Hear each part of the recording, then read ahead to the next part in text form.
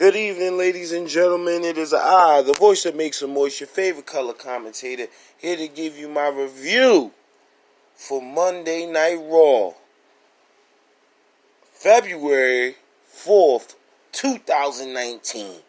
They start off the show with Becky Lynch and Stephanie McMahon. Stephanie McMahon comes out first. Becky Lynch quickly interrupts. She goes on to tell Stephanie on how she clawed her way to the top to get the opportunity in the main event, WrestleMania. And again, the WWE here is leaning into all of the rumors when saying that Becky Lynch and Ronda Rousey will be the main event.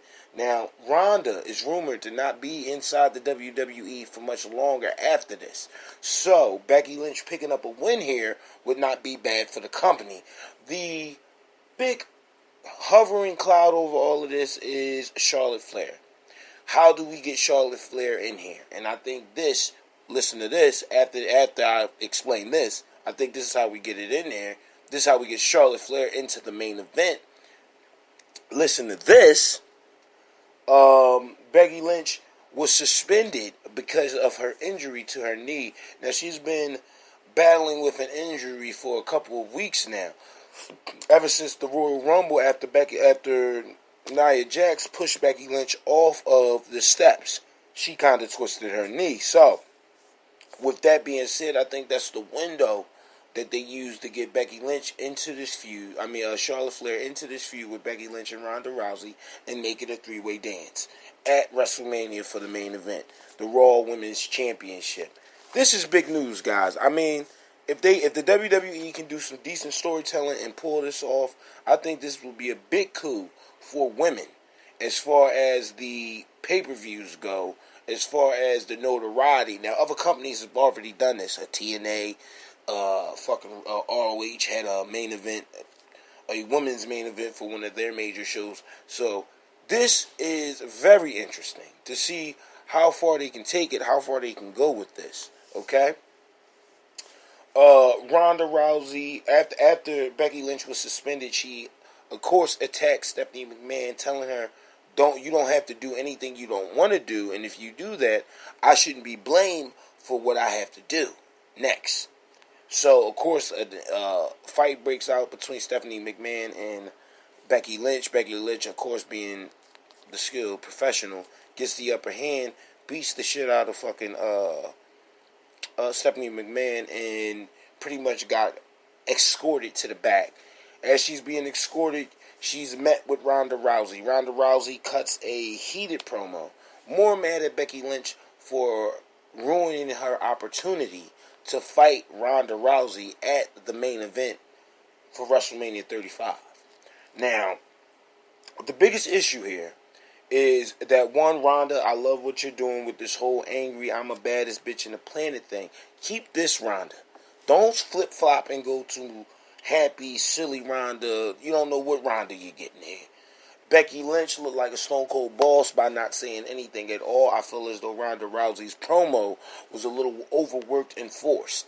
It should come off more natural than like I'm reading lines off a cue card behind you. So, and I think that's what happened. I'm not sure, but it didn't sound natural. You guys check it out and you let me know how you feel about it. Of course, Ronda Rousey makes her way to the ring. She beats 2/3 of the Riot Squad and Liv Morgan and Sarah Logan, and pretty much a squash match, one after the other. Okay, she does her move, boom, boom, boom, flip, arm break, not arm breaker, her arm lock submission move, and pretty much tap both women out. Towards the end of this, it looked like Ruby Riott was going to step up to Ronda, and she quickly stepped back. Not much to talk about here. Ronda Rousey, of course, looked dominant, and that's how you want your women's champion or any of your champions to look in a segment like this, especially when you're fighting two women.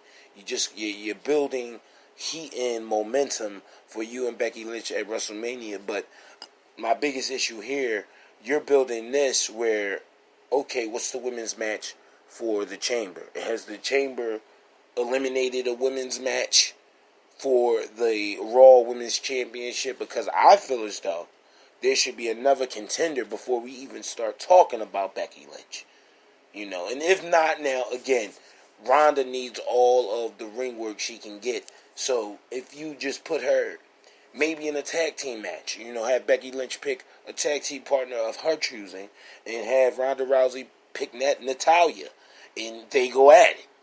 Something to keep eyes on the prize for the women's championship, especially if you plan on main eventing it this year at WrestleMania.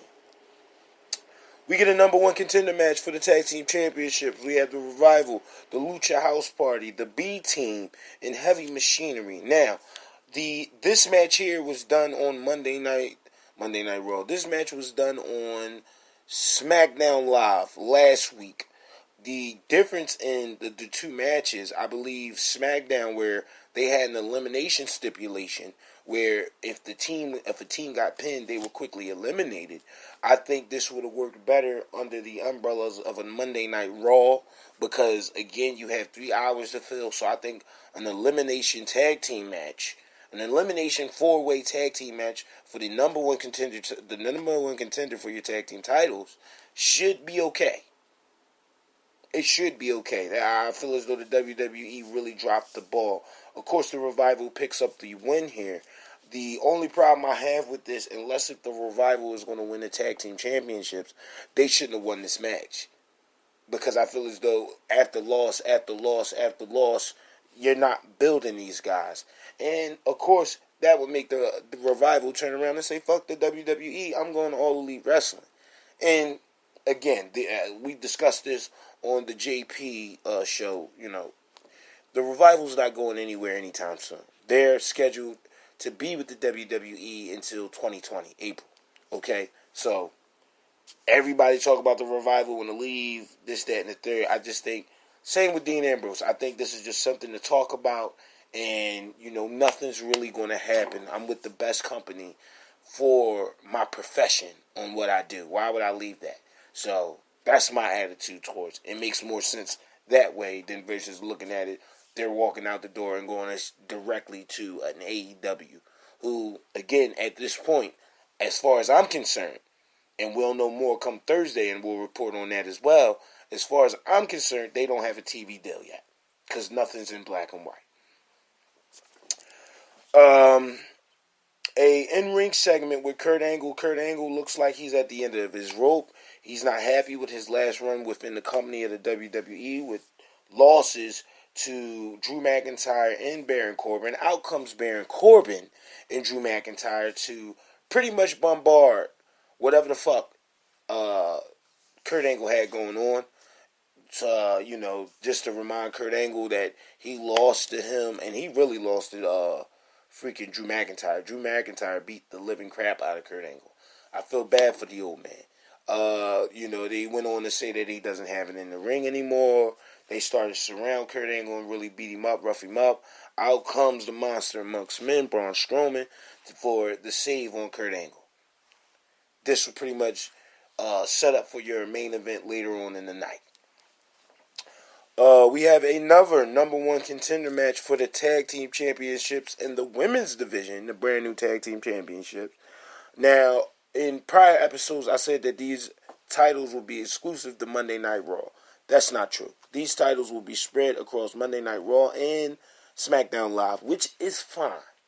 Again, my biggest issue is that you're already fucking the brand split. You fucked the brand split when you made John Cena a traveling talent where he can go from brand to brand. So if you're going to do that here, just in the brand split. It just makes perfect sense. We don't need a brand split anymore.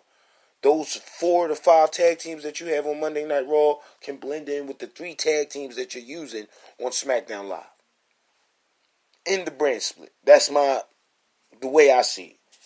Now, we have the Boss and Hug Connection, Sasha Banks and Bayley versus the Crazy Twins, or what I like to call the Crazy Women of the WWE, Nikki Cross and Alicia Fox. Now, my biggest issue here is Nikki Cross, where Nikki Cross was interesting because she was a crazy, demonic hero at the end of this. She was like an anti-hero. a little bit of comic book nerd coming out of me. But she was more of an anti-hero. That was her story, you know. She in the NXT, she was there for major storylines, and she was a pivotal part in the Tommaso Ciampa, Aleister Black storyline. So, her being used here, just to see her used so weakly, and definitely being paired up with Alicia Fox, of all fucking people. You know, this is not fair to Nikki Cross. I think Nikki Cross would have been, just like we talked about earlier, that nice number one contender for the female championship before you get to Ronda Rousey. Not only does that build up new talent, that puts new eyes on a Nikki Cross. So when she comes out to the ring, hey man, Nikki's looking a little bit more crazier than normal, you know? Of course, Nikki Cross and Alicia Fox loses here to the Boston Hug Connection with a quick roll-up pin from Bayley onto Alicia Fox. So, yeah, I really have nothing to say about this. I hate to see Nikki Cross being used so casually and being thrown in this makeshift tag team for this goddamn women tag team championships, which clearly both sides haven't thought out.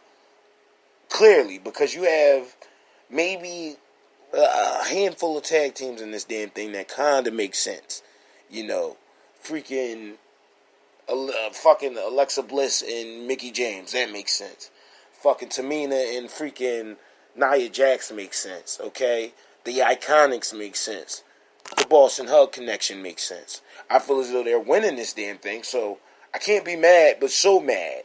And it's good to get Nikki Cross out there on TV, but again, like I stated before, she should be fighting for a singles championship versus a tag team championship. That's my biggest issue here. We move on to Elias versus Jeff Jarrett. Of course, Jeff Jarrett and Road Dogg come out with their old school promo talking about their baby. Road Dogg didn't know all the words. I forgive Road Dogg. I haven't done this shit in 20 years. I forgive Road Dogg, okay? Alright, he's trying to run SmackDown Live, hopefully. A little bit better than what he's been doing. Nothing against Road Dogg, by the way. You know, I was a big D-O-double-G fan. But the biggest issue here, we have a Jeff Jarrett in his late 50s on a Monday Night Raw going up against an Elias who's in his, let's say, late 30s. And, again, with a talent roster that you have, Jeff Jarrett shouldn't be nowhere near my television. Unless if you're trying to gain some type of heat and you have one of the younger guys, like you did with Kurt Angle, you have one of the younger guys go out there and completely dominate Jeff Jarrett. When you're getting a 10-minute match, 20-minute match with Jeff Jarrett and Elias, come on, WWE. Jeff fucking Jarrett, Double J, okay? If you're getting a 20-minute match with Double fucking J in 2019, okay? This is not WCW. This is not TNA. And no offense, the King of the Mountain, Jeff Jarrett, I think was the best of Jeff Jarrett I've seen in a long time. Ever since he came out with the Slapnut stuff on WCW. But, again, neither here or there. Do something better with Elias. I think all Elias matches are boring because he only has a certain move set to where as though he got maybe, the 5 moves of doom like John Cena. But I think one of his best matches was with Seth Rollins. But outside of that, all his matches bore the fuck out of me. That's an easy bathroom break. Maybe even enough time to make dinner, if you ask me. Depending on what you're making. Finn Balor versus Lio Rush. It was supposed to be scheduled that he was supposed to go up against Bobby Lashley, but Bobby Lashley came out and announced, Bobby Lashley being your Intercontinental Champion, came out and announced that Finn Balor is too small to fight a Bobby Lashley. So, a quick sub between Bobby Lashley and Lio Rush. Out comes Lio Rush. Lio Rush pretty much carried this match. Finn Balor is nursing a rib injury, so I don't know if this is a kayfabe rib injury or if this is a real rib injury. But both looks a little wonky. Looks a little bit crazy. I mean, I feel as though that this match could have been 10 times better given the names that was in it. Finn Balor and Lio Rush. Lio Rush is one of the best indie talents I had the pleasure of seeing in my lifetime. Okay? Finn Balor, world renowned, one of the best wrestlers that you can ever look up on look up his shit in New Japan. Look that up, and then come talk to me about a Finn Balor. Okay? Being too small when he was in the heavyweight division in New Japan. Same could be said about Kenny Omega. That's what. Stay away from the WWE. Kenny Omega. Go over there with your buddies, all elite, and be elite. Ha ha ha. Little plug there, for their YouTube channel. Anyway, like I said, it could have been a better match. I think this is all right. I'll give you this one because you threw him around the ring unceremoniously. You didn't give a fuck about Finn Balor since Royal Rumble. Yeah, after the Royal Rumble, you don't give a fuck about Finn Balor. You put him right back down in the upper lower mid card. Moving on to a moment of bliss. Now, this was entertaining because I feel as though Alexa Bliss was pretty much thotting all over EC3, and EC3, with not even getting a word in, had this bitch creaming her pants. I thought this was hilarious. You dig me? Maybe she wasn't actual cream, but Buddy Murphy needs to check his woman because I wouldn't even have no way, no insecurity shit here, just no way.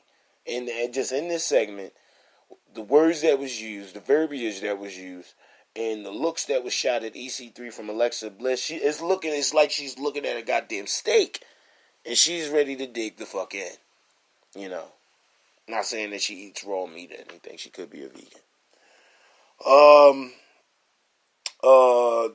This was an interesting segment. So, Alexa Bliss has her comments with EC3. What do you plan on doing here? You come in, you look like a goddamn god, blah, blah, blah. Out comes Nia Jax. Nia Jax wants all the spotlight on her. She says, why the fuck are you talking to this clown? He hasn't even said anything. Well, I'm out here competing in the goddamn men's Royal Rumble, the female Royal Rumble, turn around, beat the shit out of Dean Ambrose the next night. What are you interviewing this guy for? Out comes Dean Ambrose. Dean Ambrose goes on to make one of the funniest lines of the night. He knows he is extremely attractive, and Nia Jax has the Love Jones for a Dean Ambrose. And she has to stay away. She has to control herself. And I'm like, okay, didn't see Wacky Dean coming back, but well use of Wacky Dean. Then he got serious when he turned around to EC3 and said, I had a lightning round for EC3. Alexa Bliss asked him, what are you doing out here? Don't worry, I got the questions, honey. I'm going to take over from here. As EC3, every time EC3 goes to answer and rebuttal with Dean Ambrose quickly pulls back his mic. Fucking EC3 had his own mic, but Dean Ambrose came up and slapped it out of his hand. The details. Hilarious. The details. Great storytelling. If the story that you're telling is that you don't want EC3 to talk until it's time for him to talk, try to keep him imposing, if that's what you're trying to tell me, then okay, this story is fine. If that is not what you're trying to tell me, which, again, at any point in time, you'll have EC3 saying some goofy random shit. He's a good mic guy. He can get on the mic and say some shit, okay? I think you're really not using EC3. He's more like a muscular mannequin that poses and stands in the background. Get this guy on TV. He finally had a fucking match, which he beat Dean Ambrose. Now, we'll unwrap that after my next statement. Fucking, get him on TV. That's all I'm saying. Use him better. Build up some of these talents that you brought up from NXT versus just wasting them until Roman Reigns comes back. My argument there. This match right here was not a decent match. These guys have similar styles, and I don't think that they can bring each other to a great match. Don't tell that now. That's not taking nothing from Dean Ambrose or EC3. I just don't see them being ring generals inside the ropes.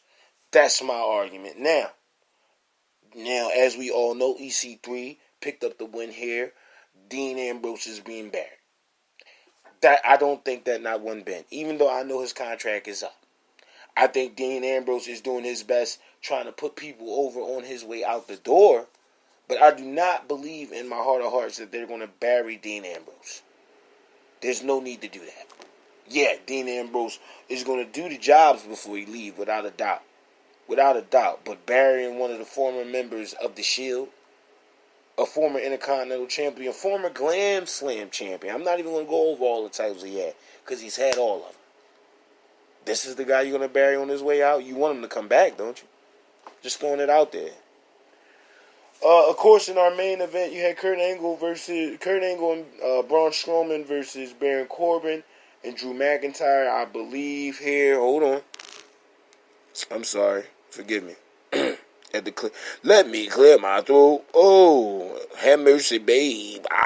And I hope you don't mind. Let me clear my throat. Little jokey joke. But I hope you don't mind.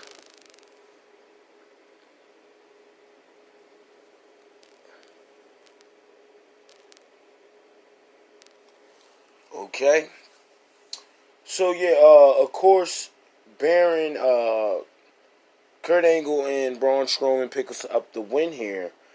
The tail end of this match, they were breaking down the steps, about to hit the kibosh onto Braun Strowman, which is like a double choke slam from two tall cats. I call it the kibosh. Yeah, it's basically what it is. Get this guy out of here. Let's fuck with him.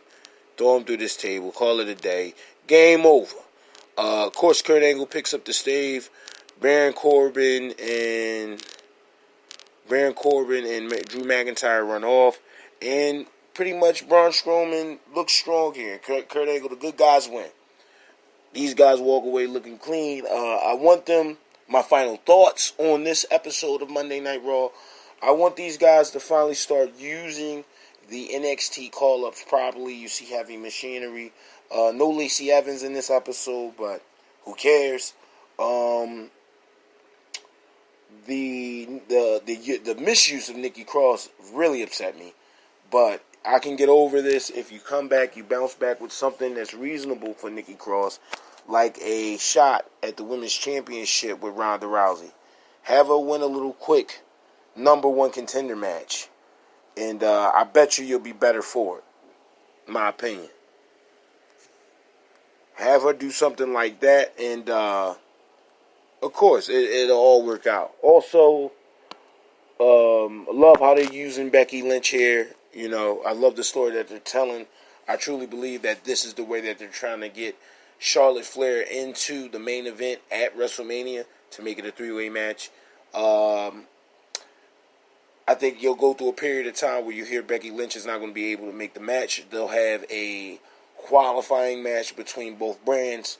I don't know how you pull that off unless if you're going to have, I guess, number one contender matches and then maybe a number one contender matches, qualifying matches until you get to the build of the pay-per-view, let's say Fastlane.